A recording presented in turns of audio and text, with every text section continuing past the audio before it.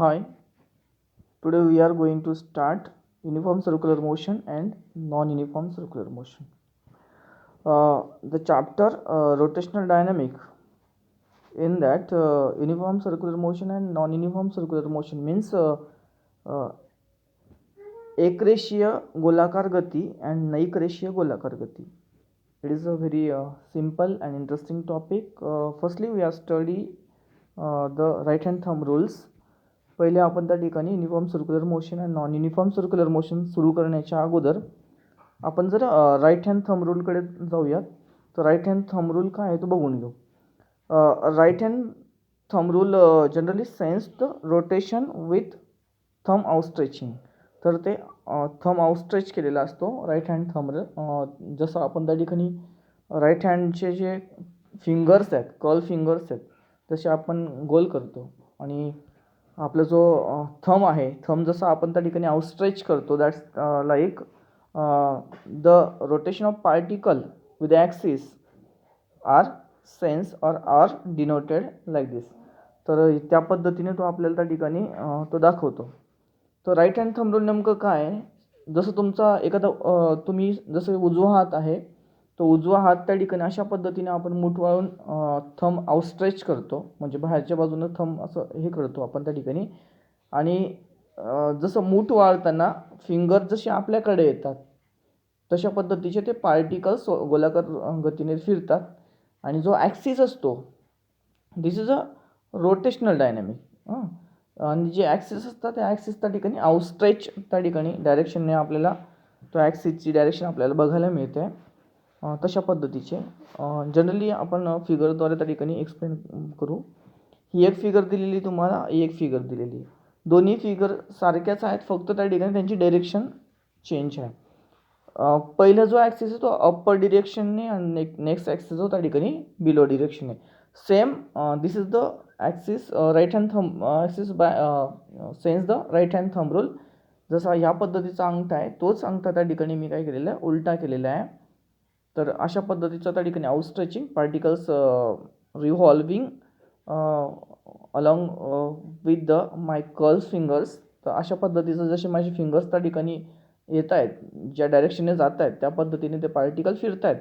आणि जो अंगठा खालच्या दिशेने आहे त्या पद्धतीने त्या ठिकाणी सेकंड फिगरमध्ये बघायला मिळतं की ॲक्सिस जे डायरेक्शन आहे, मीन्स फोर्स आहे, त्याची त्या ॲक्सिसची फोर्स त्या ठिकाणी बिलो साईडने. आणि जो डिरेक्शन आहे, ज्या पार्टिकलचं डिरेक्शन आहे, तर त्या पार्टिकलचं डिरेक्शन ह्या बाजूने आपल्याला त्या ठिकाणी बघायला मिळतं. आणि ह्याचं फिगर नेक्स्ट जो फिगर आहे तो त्याच्यामध्ये आपल्याला असं बघायला मिळतं की हा जो ॲक्सिस आहे, ॲक्सिसची डायरेक्शन अबाव दी प्लेन आहे. आणि जे मॉलिक्युल्स आहेत ते मॉलिक्युल्स त्या ठिकाणी right hand to left hand साईडकडे त्या ठिकाणी आपल्याला फिरताना दिसतात. This is the very simple things, motion of particle and axis अशा पद्धतीने आपल्याला बघायला मिळतं. मी तुम्हाला मागच्या वेळेस सांगितलेलंच आहे की रोटेशनल जो मोशन आहे किंवा रोटेशनल जो डायनॅमिक मोशन आहे त्या ठिकाणी, तर तो जसं की सी डी आहे, त्या सी डीमध्ये त्या ठिकाणी जो एखादा ॲक्सिस आहे तो ॲक्सिस ला एकदम फिट आहे totally. This is the total rigid body. He total rigid body and that body make by the different particles. ती बॉडी त्या ठिकाणी एक सर्क्युलर पाथमधली जी बॉडी आहे किंवा जी त्या ठिकाणी ऑब्जेक्ट आहे ते डिफरंट मच मोर पार्टिकल्सने क्रिएट झालेले आहे. तर त्याच्यामुळे आपल्याला असं बघायला मिळतं की ज्या ज्या पद्धतीने ॲक्सिस रोटेशन करेल with all particles also rotate along with the axis. ज्या ज्या पद्धतीने जे ॲक्सिस रोटेशन करत जाईल त्या पद्धतीने त्या ठिकाणी all molecules also rotate along with the axis. तर हे लक्षात ठेवता ठिकाणी दिस इज द रोटेशनल मोशन. मात्र सर्क्युलर मोशनमध्ये तसं नाही. तर सर्क्युलर मोशनमध्ये ॲक्सिस डिफरंट असतो आणि त्याची जे ऑर्बिट असतात त्या ऑर्बिट त्या ठिकाणी वेगळा असतो. तर ॲक्सिस सेंट्रल हा एक वेगळा पॉईंट असतो त्या ठिकाणी, आणि त्याचे जे त्या ठिकाणी रेडियस त्या ठिकाणी असे जे मॉलिक्युल्स आहेत ते डिफरंट ऑर्बिटमध्ये डिफरंट पोझिशनला त्या ठिकाणी ते फिरत असतात with the help of the centripetal force. But in that rotational motion has no centripetal force. Listen to carefully. This is the difference of rotational motion and circular motion. But now we are going to start uniform circular motion and non-uniform circular motion. Listen firstly, uniform circular motion. Uniform means एक रेषीय गोलाकार गती and non-uniform means नैक रेषीय गोलाकार गती. Here during the motion, listen to carefully, all particles remain constant speed. तर uniform circular मोशनमध्ये जर बघितलं आपण तर जे पार्टिकल्स असतात त्या पार्टिकलचा जो स्पीड असतो मीन्स व्हिलॉसिटी असते त्या ठिकाणी तो स्पीड मात्र त्या ठिकाणी कॉन्स्टंट असतो. तर हे तुम्हाला त्या ठिकाणी लक्षात घ्यायला एक महत्त्वाचा त्या ठिकाणी पॉईंट आहे की जो स्पीड आहे which particle speed particle speed जो पार्टिकलचा जो मोशन आहे जी गती आहे ती त्या ठिकाणी एक समान असते त्या ठिकाणी चेंज होत नाही. महत्त्वाचं म्हणजे त्या ठिकाणी जर बघायला गेलं तर याच्यामध्ये जी गती होते जे त्या ठिकाणी मॉलिक्युल्स जे फिरत राहतात ते मॉलिक्युल फिरत असताना त्याच्यामध्ये जे ॲक्सलरेशन आहे हे एक महत्त्वाचं त्या ठिकाणी वर्क करतं. काय वर्क करतं त्या ठिकाणी ॲक्सलरेशन वर्क करतं. But acceleration has two main categories. जर नीट बघायला गेलं तर डिटेल्समध्ये जर बेसिकली स्टडी केलं तर acceleration has two different types. Acceleration दोन प्रकारे आपल्याला पाहायला मिळतं. Which type? फर्स्ट आहे त्या ठिकाणी ॲक्सलरेशन आपल्याला बघायला मिळतं ते आहे tangential acceleration, we are denoted AT.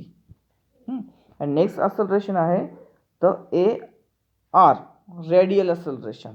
हे तुमचं आहे त्या ठिकाणी tangential acceleration. Next one is the radial acceleration. What is the difference in between the radial acceleration and tangential acceleration? तर लक्षात ठेवा त्या ठिकाणी टॅन्जंटियल ॲक्सलरेशन आहे ज्या वेळेस त्या ठिकाणी एखादी बॉडी त्या ठिकाणी एखादी मॉलिक्युल त्या ठिकाणी सेंटरभोवती सर्क्युलर पाथमध्ये जे पार्टिकल्स आहेत ते पार्टिकल मोशन करत असतात. Suppose you consider that particle has no any force. जर एखादी समजा आपण उदाहरण घेऊ की पृथ्वी आहे किंवा अदर त्या ठिकाणी सॅटेलाइट्स आहेत, दे satellites has no centripetal force. त्यांच्याकडे कोणत्या प्रकारचा एक फोर्स नाही आहे. सेंट्रिपेटल फोर्सच्या माध्यमानेच ते सर्क्युलर पाथमध्ये डिफरंट ऑर्बिटमध्ये फिरू शकतात. All satellites. I told about the satellite. Same the like as that particle in circular path. हे जे पार्टिकल्स आहेत त्या ठिकाणी सर्क्युलर पाथमध्ये ते सुद्धा त्या ठिकाणी सेंट्रिपेटल फोर्सने त्या ठिकाणी सेंटरशी त्या ठिकाणी ह्या सेंटरशी त्या ठिकाणी कोणत्या ना कोणत्या फोर्समध्ये मीन्स सेंट्रिपेटल फोर्समध्ये त्या ठिकाणी ते अटॅच आहेत. Suppose we consider the force is absent. जर आपण त्या ठिकाणी बघितलं की जो सेंट्रिपेटल फोर्स आहे तो ॲबसेंट आहे.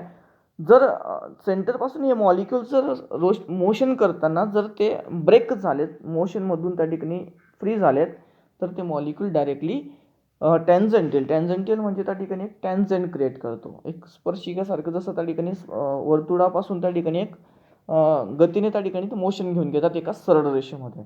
तर ऑल पार्टिकल्स आर मोशन टॅन्जंटियल.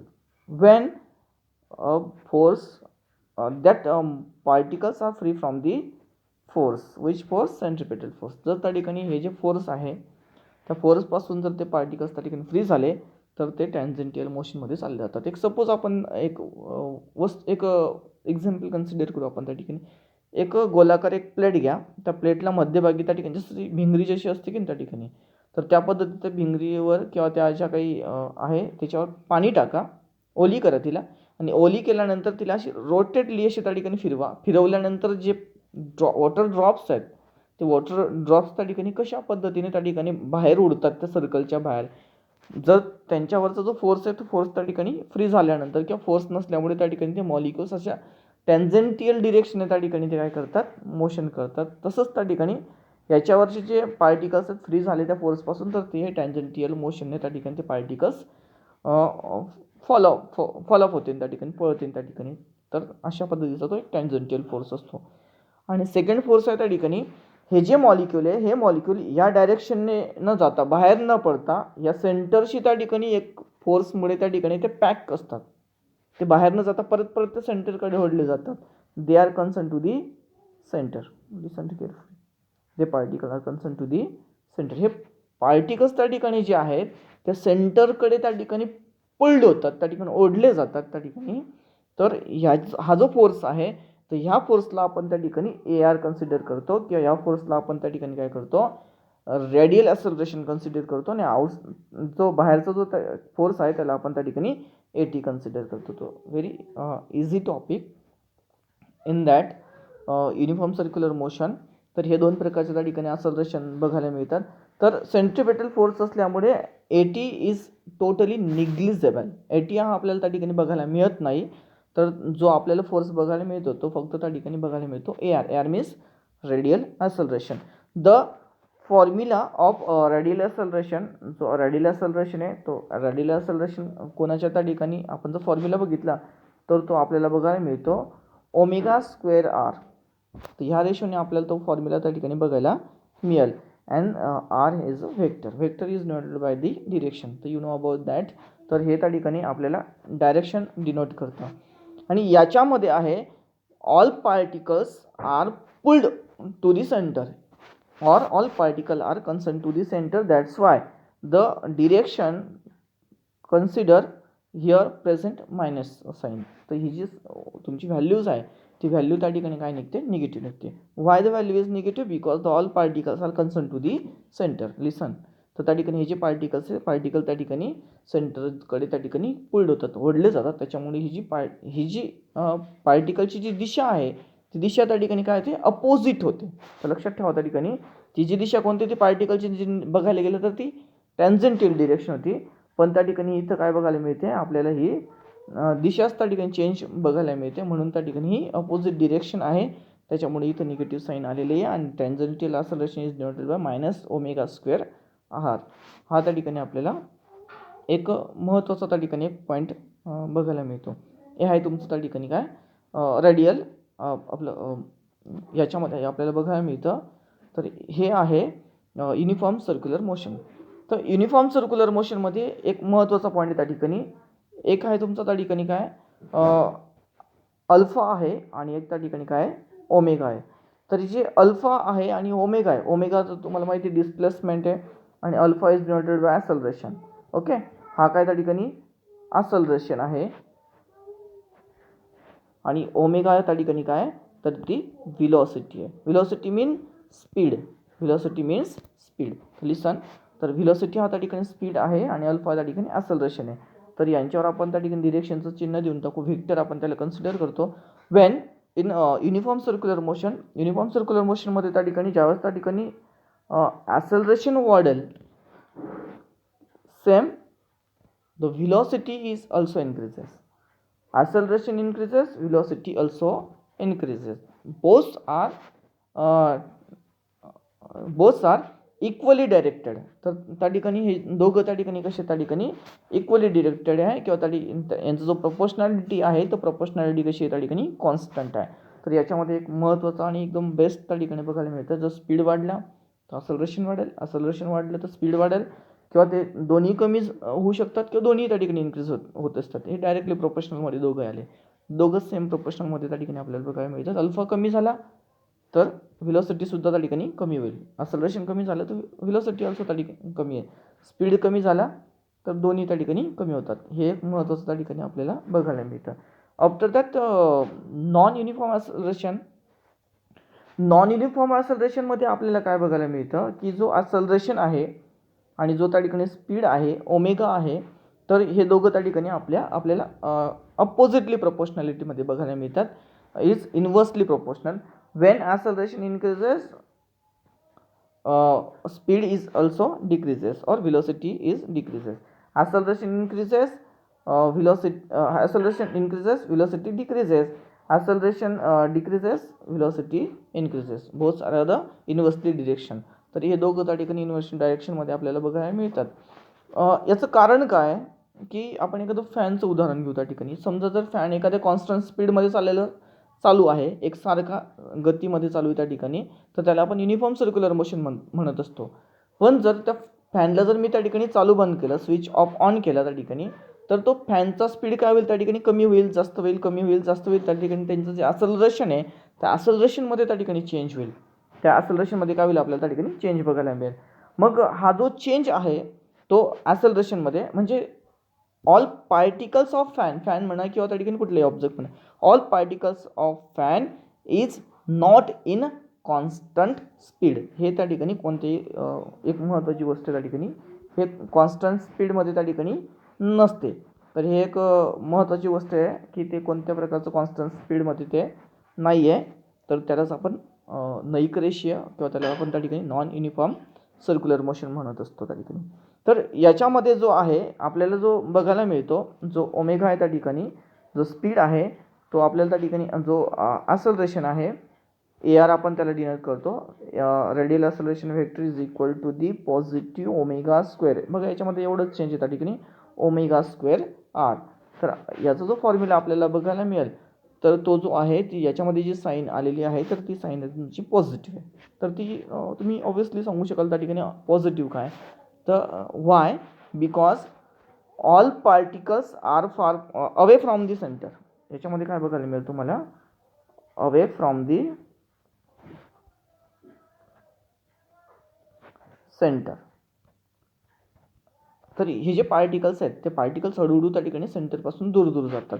तर हे पार्टिकल सेंटरपासून दूर दूर का जातात, तर एकदम सोपं उदाहरण आहे की दूर जाण्याचं कारण काय. समजा एक सेंटरभोवती हे पार्टिकल्स आहेत, हे पार्टिकलची जी सर्क्युलर गती आहे किंवा जो त्या ठिकाणी सर्क्युलर मोशन आहे, तर सर्क्युलर मोशनमध्ये आपल्याला बघायला मिळतं, बघा हे जे पार्टिकल्स आहेत तर हळूहळू बघा एक सर्क्युलर पाथमध्ये फिरत आहेत.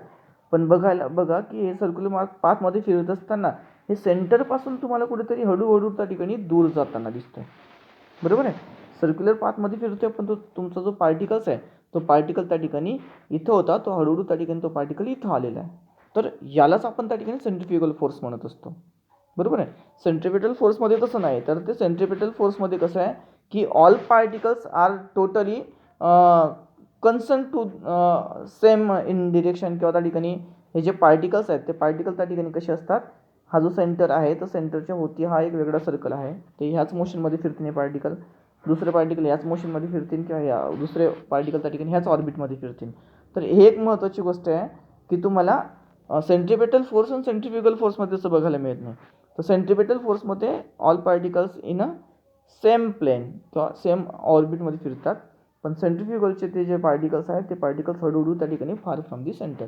तर सेंट्रिपेटलला काय म्हणाल तुम्ही की सेंट्रिपेटलला म्हणाल की all particles are concern to the centre.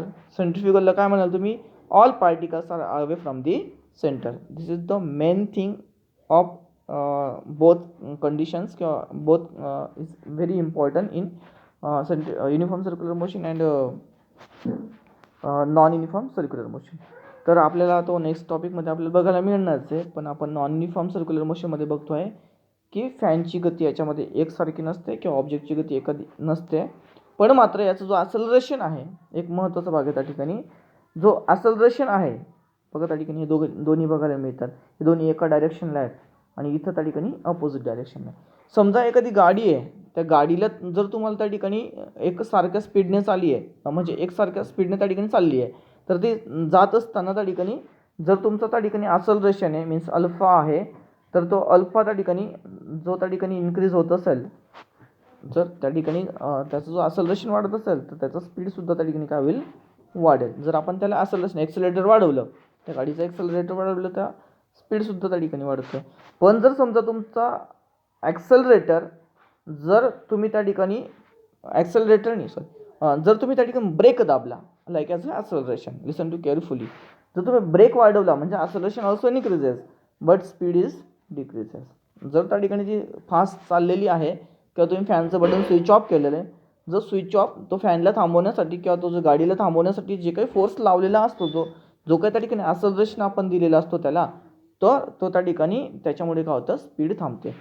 Omega will be in different direction but alpha is in same direction. जरी त्या ठिकाणी स्पीड कमी किंवा जास्त होत असेल मात्र ॲक्सेलरेशन इज ऑलवेज इन्क्रीजेस. तर याच्यामध्ये एक महत्त्वाची गोष्ट आपल्याला अशी बघायला मिळते दोघं फिगर्समध्ये. तर बघा हे दोघांचा स्पीड वाढला आहे म्हणजे याचा अर्थ एका डायरेक्शनला आहेत, म्हणजे याचा अर्थ त्या ठिकाणी ती गाडी किंवा तो जी फॅन आहे तो सेम त्या ठिकाणी पोझिशनला चालला आहे, सारखे ॲक्सेलरेशन सारखा स्पीड. पण मात्र त्या ठिकाणी हे जे दोघांचं अपोजिट डायरेक्शन आहे, खालच्या डायरेक्शन आहे अपोजिट वरच्या डायरेक्शन आहे, म्हणजे याचा अर्थ असा की स्पीड कमी करण्यासाठी कुठल्या तरी प्रकारचा फोर्स तिथं दिला गेलेला आहे, म्हणून त्या ठिकाणी ते अपोजिटली डिरेक्शनमध्ये आपल्याला पाहायला मिळतं. This is the very main thing in that topic. Okay, see you again the next topic, centripetal force and centrifugal force. तर हा जो टॉपिक आहे खूप महत्त्वाचा होता, तर तो टॉपिक तुम्ही त्या ठिकाणी चांगल्या पद्धतीने स्टडी करा. It is a very easy topic. So